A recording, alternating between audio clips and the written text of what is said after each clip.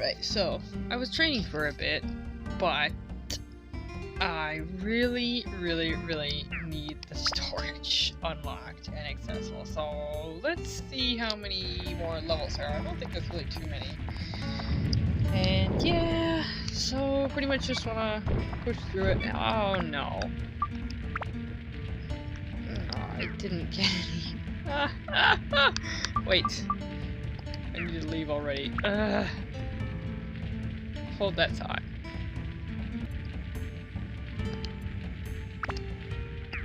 Okay, I went and got some items because I'm dumb and I went and I sold a bunch of stuff, but I forgot to get the basics.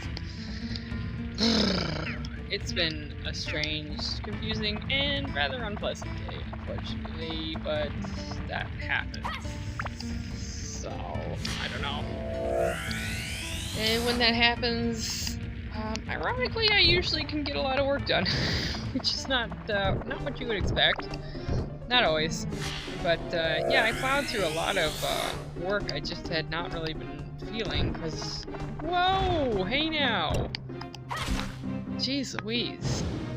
In my face. Dragons are really strangely cute in this game.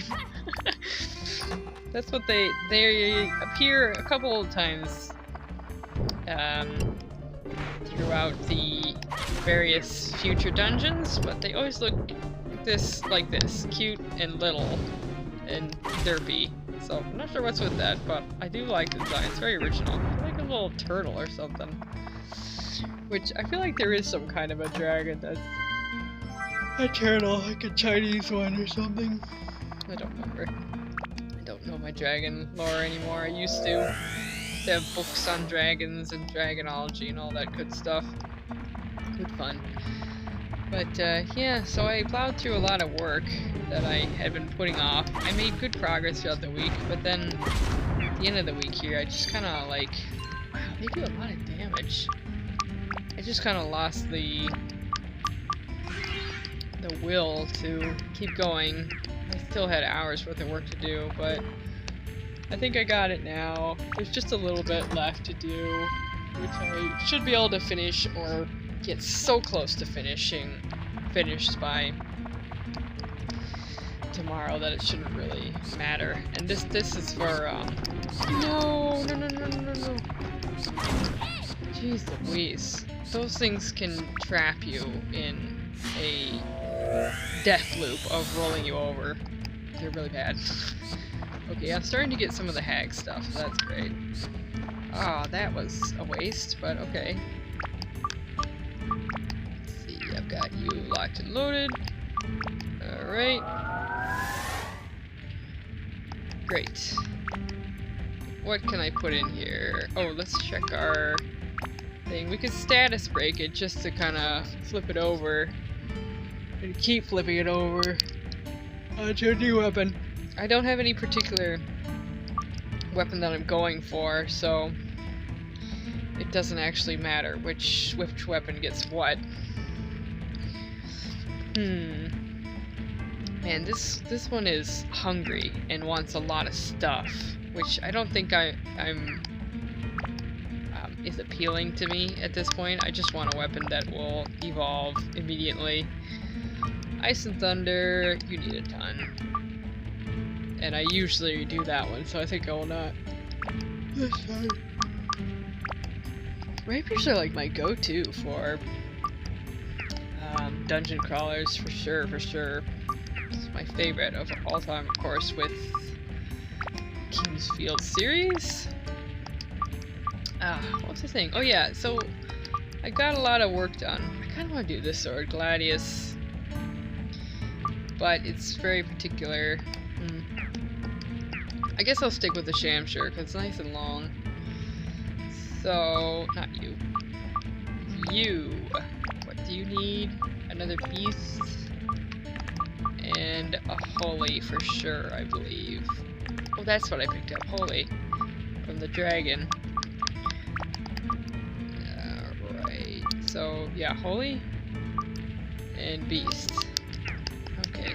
Hopefully we can get another one of those. Ow. Oh, I did not even see him. No, my amulet broke. Oh, come on. guys are just the worst. You. Ugh. No, stay down! Oh my gosh, these guys are the worst. Die, you stupid skeleton. There, finally. Oh my gosh, I hate those things so much. Master Jackets are the worst, man. Just the worst. Ugh. Yeah, so it was just some art for, I say just some, as if it wasn't the most important thing to me. But it was some art for Beasties of Greenhollow. I'm just kind of, at this point, I'm mostly like a director, basically, where I'm making overarching decisions on time and budget and stuff like that. And I think that's what I'm best at, really. And paperwork and that kind of legal mumbo-jumbo, the boring stuff, and organization. So, and most of the creative stuff is in the hands of Disco, who is very capable. But, yeah, to make it a little easier on them and to save time and budget, I chip in where I can. And then art is kind of something I can chip in on. I'm not, like, a great artist, and I'm not a great pixel artist, but I can just kind of put my time forward to make it so they don't have to put their time for it. So, yeah, so I did these scenes, basically, which are gonna pop up. You select an area to look at.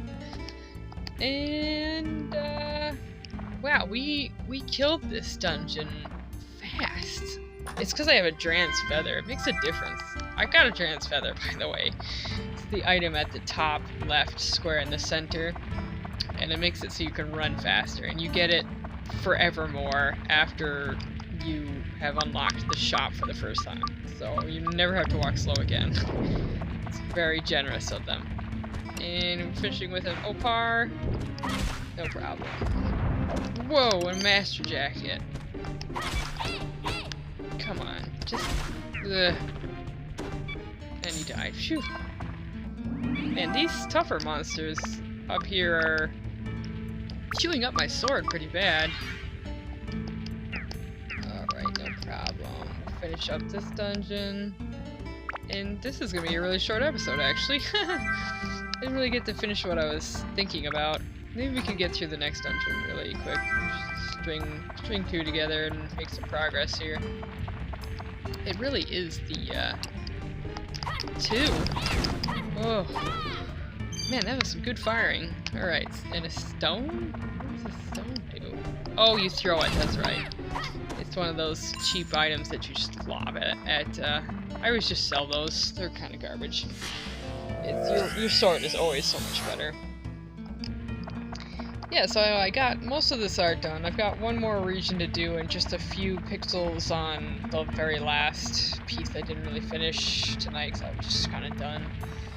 Yeah, just kind of having a rough day. Unlock this and gather my thoughts here. Let us venture forth to the next dungeon. We'll see how quickly we can get through this, because we really just need the Atla to finish up the town. And... a ghost! A ghost! There we go. Yeah, so I think besides just, you know, if you're ever upset, just see if you can focus on some work. Oh, gotta switch to the cat. And that kind of works for me sometimes. Just to, you know, if you're upset, just focus on something that's very focusy. Yikes! That is not what I wanted to see. I wanted to see a slingshot. Get out of here. I've been working on Tone's sword a lot. I have barely worked on Gowan's slingshot because I want to have more than one. I like to status break 2 or 3 times into a weapon just to give it an easy boost, and it does make a difference, even though it's kind of a slog to get 2 or 3 other weapons to level 5 and then status break them. but is worth doing. It is a very good mechanic that I quite have always enjoyed, and I've never really seen before, which is too bad. Yeah, this game is a really just delicious usage of some things which are normally considered like bad game decisions, like weapon health. Your weapons obviously take damage in this game, but for this game, it's really great. It really does actually add something to the game, like an extra survival layer. Like you don't really get hungry in this game, but your weapon needs to be recovered, and you can lose a lot of progress if you don't pay attention to it. And I think it's worth it in this game, whereas normally I'd be like, don't add weapon health. So I'm talking about mechanics, I guess. Kingsfield, the ancient city, added weapon damage, weapon hit points. And like in most games, it's kind of just shoehorned in there. Like in most games, it's not necessary and it's not interesting to have your weapon take damage. It's just an annoying little maintenance thing you have to do between fighting. So, like another game that does it is Arena, Elder Scrolls Arena, and you literally have to hand over your whole kit of armor and weapons and everything, and be like, okay, later, and then just go sleep for like 48 hours in the inn until your weapon is done.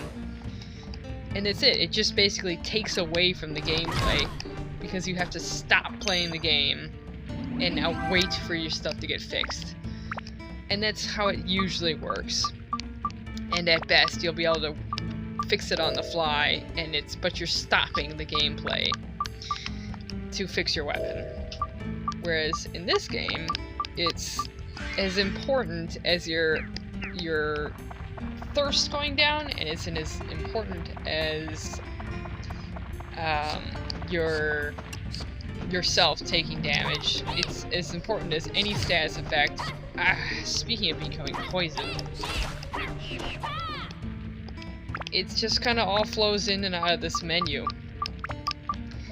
So it never really feels like you're having to stop the gameplay. It's all part of it, and it adds a lot to it. And because they attached a sound to it too, it's not like you just have to check or be like, oh, my weapon's not doing as much damage now. What could be wrong? Oh, maybe it needs to be fixed. Like, this is how it usually works in most games. And so that's what I mean by it's just kind of shoehorned in there. Like, oh, now I have to go do this other thing.